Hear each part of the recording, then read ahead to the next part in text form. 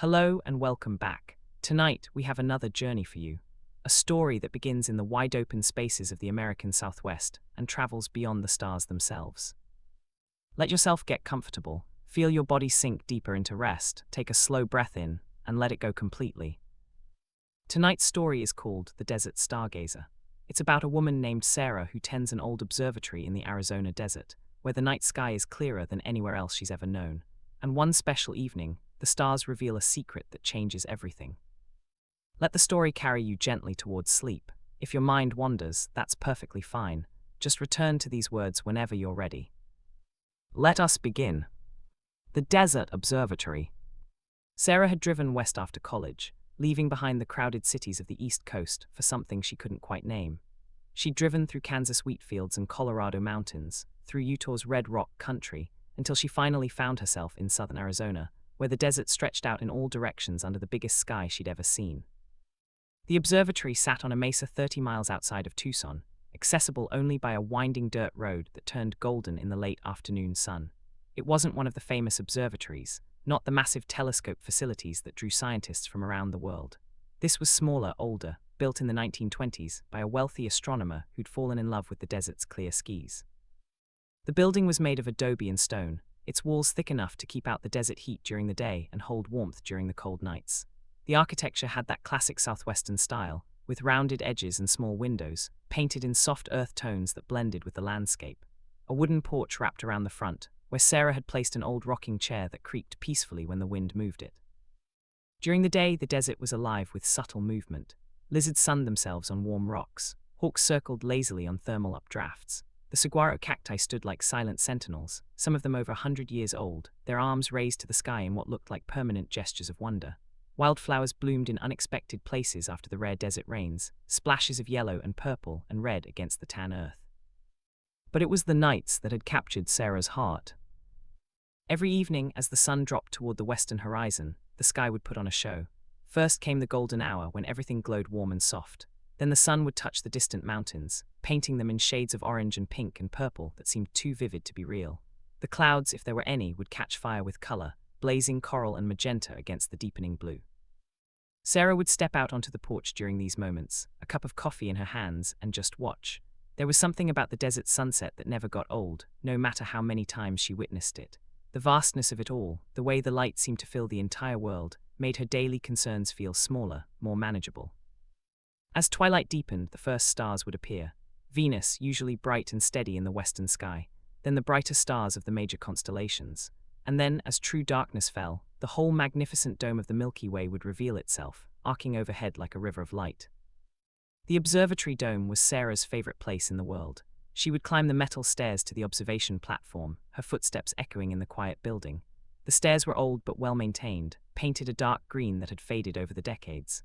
At the top, she would unlock the dome controls, and with a smooth mechanical hum, the roof would slide open, revealing the stars. The telescope was a beautiful instrument, a 16-inch refractor with brass fittings that had been lovingly cared for over the years. Sarah had inherited the caretaker position from an elderly astronomer named Dr. Wilson, who'd spent 40 years at this observatory before retiring. He'd taught her everything, showing her how to calibrate the telescope, how to read the sky, how to lose herself in the quiet work of observation. Sarah kept detailed logs, just as all the caretakers before her had done. Leather-bound journals lined the shelves in the observatory's small library, dating back to the 1920s. Sometimes, on cloudy nights, she would read through the old entries, marveling at the dedication of those who had come before her. Their handwriting varied, their observation styles differed, but they all shared the same sense of wonder, the same deep connection to the night sky. She had a routine that brought her peace. Around 9 p.m., after the sky had fully darkened, she would make herself a thermos of herbal tea, chamomile or peppermint, something gentle and warm. She'd gather her current journal, her star charts, and head up to the dome. The telescope would be waiting, already cool from the night air, ready for the evening's work. Some nights she focused on specific objects: Jupiter with its bands of clouds and parade of moons, Saturn with its impossible rings, the Andromeda galaxy appearing as a soft smudge of light that was actually a trillion stars. Other nights she would simply scan the sky, letting serendipity guide her to whatever caught her attention. The desert nights were special in a way that was hard to explain to people who'd never experienced them. The air was so clear, so dry, that the stars didn't twinkle the way they did in humid climates. They shone steady and bright, like diamonds on black velvet. The Milky Way was so vivid that it cast shadows. She could see deep space objects that were invisible from cities, or even from less remote locations. The silence was profound. No traffic sounds, no neighbors, no mechanical hum of civilization. Just the occasional call of a coyote in the distance, the whisper of wind through the sage brush, the soft flutter of bats hunting insects in the darkness. In this silence, Sarah found a kind of peace she'd never known in her previous life, working in a crowded office, living in a noisy apartment, always rushing from one thing to the next. Here, time moved differently. The stars turned slowly overhead, following their ancient paths. The seasons changed gradually, marked by which constellations rose at sunset, by the shifting position of the Milky Way. Sarah had learned to read the sky like a clock and calendar, to know what time of year it was just by looking up. She had been at the observatory for almost 3 years now, and she couldn't imagine being anywhere else. This was home. The special evening. On this particular evening in late October, something felt different from the moment Sarah stepped outside. The day had been clear and warm, typical autumn weather for southern Arizona, but as sunset approached, the quality of light seemed unusual, more luminous somehow, as if the air itself was glowing. The mountains on the horizon stood out with unusual clarity, every ridge and canyon visible in sharp detail. Sarah made her tea and climbed to the dome, feeling a quiet sense of anticipation. The sky was perfectly clear, not a single cloud anywhere. The stars were appearing one by one, and they seemed brighter than usual, more vivid. She had planned to observe the Pleiades tonight, that beautiful cluster of stars that always reminded her of scattered diamonds. She'd been tracking it through the season, watching it rise earlier and earlier each night as autumn progressed. But when she turned her telescope toward that familiar part of the sky, she noticed something unusual. There was a shimmer around the stars, a subtle quality of light that she'd never seen before. At first, she thought it might be atmospheric distortion, but the air was perfectly still, and the shimmer had a different quality to it. It seemed almost intentional, like the stars were pulsing gently in a coordinated rhythm. Sarah adjusted the telescope's focus, her hands moving automatically through the familiar motions. The brass fittings were cool under her fingers, smooth from decades of use. She leaned in to look through the eyepiece, and her breath caught. The Pleiades weren't just shimmering, they were moving. Not in their usual slow drift across the sky, but dancing, rearranging themselves into patterns that seemed to carry meaning. It was impossible, yet she was watching it happen. She pulled back from the telescope, rubbed her eyes, looked again. The movement continued, graceful and deliberate. The stars were drawing patterns in the darkness, constellations that had never existed, shapes that spoke to something deep inside her. Instead of fear, Sarah felt a profound sense of rightness, like she'd been waiting for this moment her entire life without knowing it. The shimmer grew stronger, filling the dome with soft light. The walls of the observatory began to fade, becoming transparent, then dissolving entirely like morning mist. Sarah found herself no longer standing on the observation platform, but floating gently in what felt like a vessel made of starlight and desert wind. It surrounded her completely, warm and protective, responding to her thoughts as naturally as her own body did. She was leaving the earth behind, rising up through the atmosphere in a smooth, peaceful ascent. She could see the desert below her, the mesa where the observatory sat, the lights of Tucson glowing in the distance. The view expanded as she rose higher. The whole state of Arizona spread out beneath her, the Grand Canyon a dark slash across the northern portion, the lights of Phoenix like a jeweled web in the center. Higher still, and she could see the curve of the earth, the entire American Southwest visible in a single glance. The Rocky Mountains marched north like a spine of stone. The Pacific Ocean stretched westward, dark and vast. The lights of cities formed constellations of their own human-made patterns echoing the stars above. And then she was among the stars themselves. But this wasn't the cold, empty vacuum she'd learned about in physics classes. This was warm, alive, filled with energy and color that her eyes had never been trained to see. The darkness between stars wasn't empty, but full of subtle light, invisible currents of cosmic energy flowing like rivers through space. Nebulas surrounded her, vast clouds of gas and dust painted in colors she couldn't name. Some glowed red like embers, others shone blue-green like deep ocean water lit from below. These weren't the faint, distant smudges she'd seen through her telescope, but vivid, immediate, three-dimensional structures that she could move through, experiencing them from the inside. Sarah realized she was completely at peace. The vessel carrying her required no effort on her part, no fear or anxiety. She simply floated, weightless and free, watching in wonder as the universe revealed itself in ways she'd never imagined possible. Her breathing was slow and deep, her body relaxed in a way it rarely was on Earth, where there was always some small tension, some worry held in her shoulders or her jaw. She passed close to a pulsar, watching it spin with impossible speed, sending out beams of radiation with metronome precision. She drifted through a planetary nebula, the glowing shell of a star that had died thousands of years ago, its light still traveling outward in an ever-expanding ring of beauty. Stars of all kinds surrounded her, young blue giants blazing with fierce energy, ancient red dwarfs that would burn for trillions of years, binary stars locked in eternal dance around each other, each one unique, each one a world unto itself. Between the stars, Sarah could now see what she'd only theorized about before, the invisible web of gravity and energy that connected everything, the hidden architecture of the cosmos that gave the universe its structure and coherence. The American Sky Garden. The vessel carried her onward through the cosmos, through regions of space she'd never seen through her telescope. Time had no meaning in this journey. She might have been traveling for minutes or for years, and it made no difference. Each moment was complete, perfect in itself. She passed through a region of space where new stars were being born, watching as clouds of gas collapsed slowly under their own gravity, heating up, beginning to glow, eventually igniting into nuclear fusion. The process was beautiful beyond words, the steady transformation of matter into light and energy. And then gradually the space around her began to change. The darkness was lightening, taking on the quality of light she remembered from desert dawns, soft and warm and full of promise. Colors shifted, becoming familiar somehow, reminiscent of the sunsets she'd watched from the observatory porch. She arrived at a place that made her heart soar. It was a garden, but unlike any garden on Earth. It floated in space, impossibly beautiful, held together by forces she couldn't understand but could feel were fundamentally right, harmonious, peaceful. And as she looked closer, she realized with a start that this garden was distinctly American in its character, as if the landscape of her adopted home had been translated into cosmic form. There were trees made of pure light, but their forms reminded her of the ancient saguaros she'd left behind in the desert. They stood tall and majestic, their arms reaching upward and outward in graceful curves. Their surfaces pulsed with soft green light, and instead of spines, they were covered in points of starlight that twinkled gently. Between the saguaro trees grew what looked like desert wildflowers, but made of living light. Poppies glowing golden orange, lupins shining purple and blue, desert marigolds radiating soft yellow. They swayed in solar winds that felt like the warm breezes she'd felt on Arizona evenings. There was a river flowing through the garden, but it wasn't made of water. It was made of pure light, flowing with the color of sunset, amber and coral and gold all blended together. The current moved with the same peaceful, unhurried pace as the Colorado River winding through the Grand Canyon, powerful but patient, eternal and calm. The ground beneath her feet as her vessel finally came to rest felt like sun-warmed sandstone, solid and comforting. It had that same red-gold color as the rocks back home, but it glowed within a light, warm and welcoming. Sarah stepped out of her vessel and took her first steps in this cosmic garden.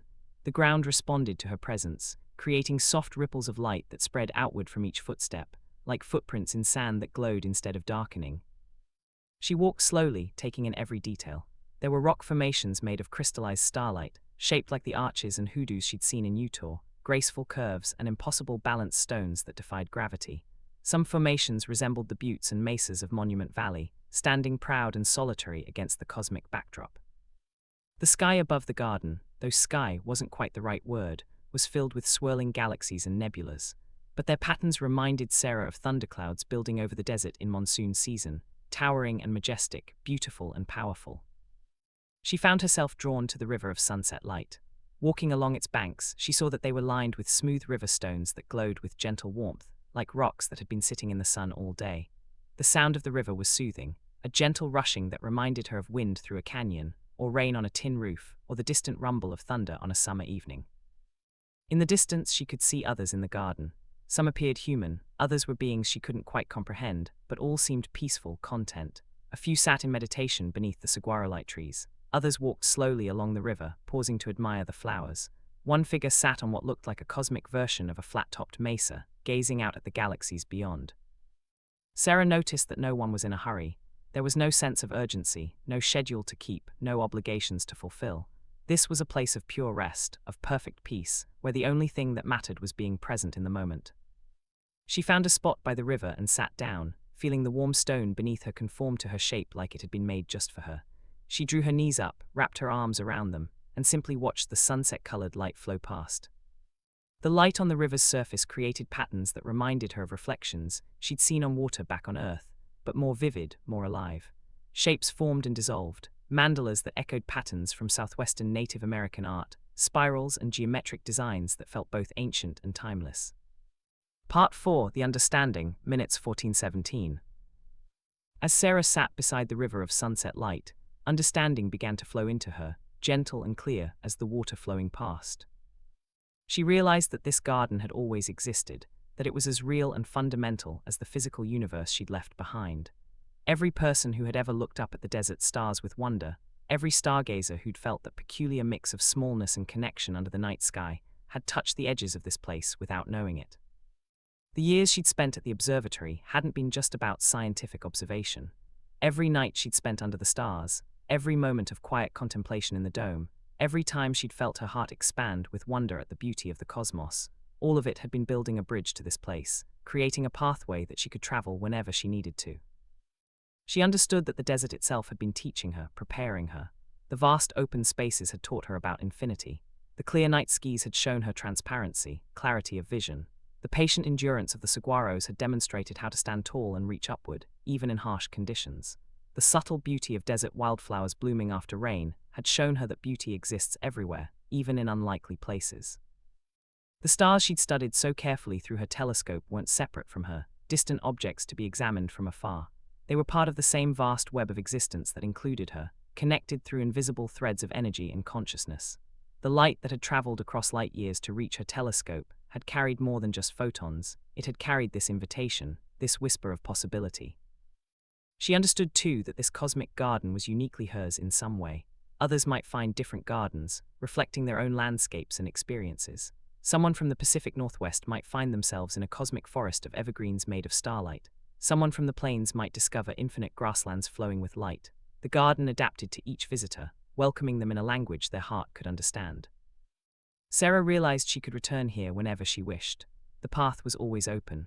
All it required was the same qualities she'd been cultivating at the observatory: stillness, patience, observation, an open heart, and the willingness to be present rather than lost in worry about past or future. She could access this place from the observatory dome, or from the porch of the adobe building, or from anywhere at all really. The distance wasn't measured in miles or light years, but in the depth of her own awareness, in her ability to let go of everyday concerns and sink into that deeper state of consciousness where wonder lived. Time passed, unmeasured and unmeasurable. Sarah sat by the river, feeling peace settle into her bones like warmth from a campfire. Around her, the light saguaros swayed gently in the solar wind.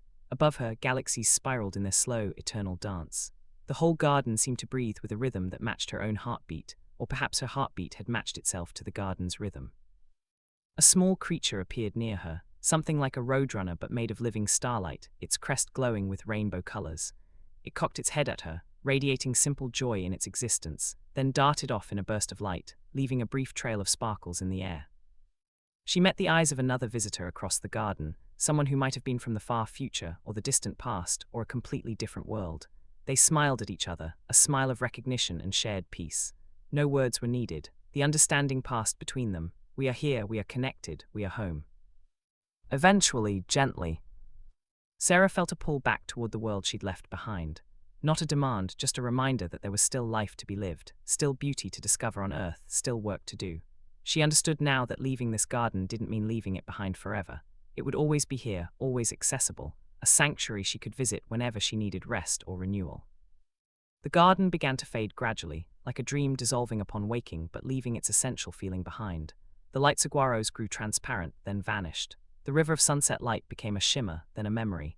The other visitors faded gently from view, though she knew they remained, still sitting in peace, still experiencing their own moments of connection. She found herself back in the observatory dome, her hands still resting on the telescope, the familiar stars twinkling in their eternal patterns through the opening above. The night air was cool and dry, carrying the scent of sage and creosote from the desert below.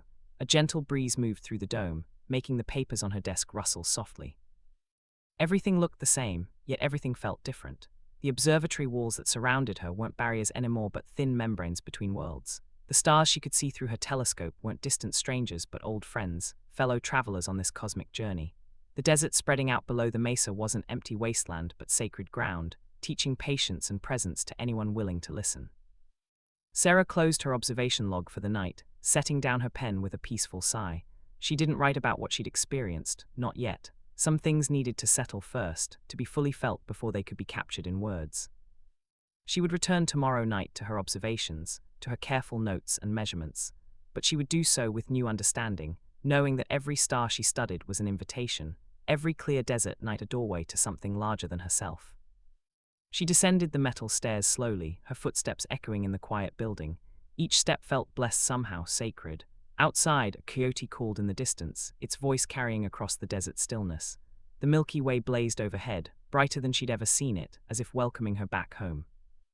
Sarah made her way across the desert path to her small living quarters, a simple adobe cottage beside the observatory. The stars lit her way, bright enough to cast faint shadows on the ground. Inside, her bed waited, familiar and comfortable with its southwestern pattern blankets and soft pillows. She was tired, but it was the good kind of tired, the fatigue that comes from wonder experienced and deep peace discovered. She went through her simple evening routine with gentle care, and finally lay down to rest. The bed welcomed her, its comfort now imbued with new meaning. As she settled in, pulling the blankets up, she could still see in her mind's eye the cosmic garden, the light saguaros standing tall, the sunset river flowing peacefully, the infinite patience of the stars, the knowledge that she could return whenever her spirit needed that particular peace. And with that image filling her heart, that understanding settling into her very bones, Sarah drifted into the deepest, most restful sleep she had ever known. Let yourself follow Henry now into that same peaceful rest. Your body is heavy and relaxed, sinking deeper into comfort with each breath you take. Your mind is quiet and calm, like the desert sky just after sunset, serene and still. Like stars in the infinite sky, your thoughts can drift and fade, each one growing dimmer and more distant, until only peace remains. The cosmic garden exists for you too, just beyond the edge of sleep, waiting with infinite patience for you to arrive. You are safe, you are peaceful, you are exactly where you need to be. Let sleep embrace you gently, like starlight, like warm desert wind, as you float through your own cosmic garden of dreams. Rest deeply, rest completely. Rest well.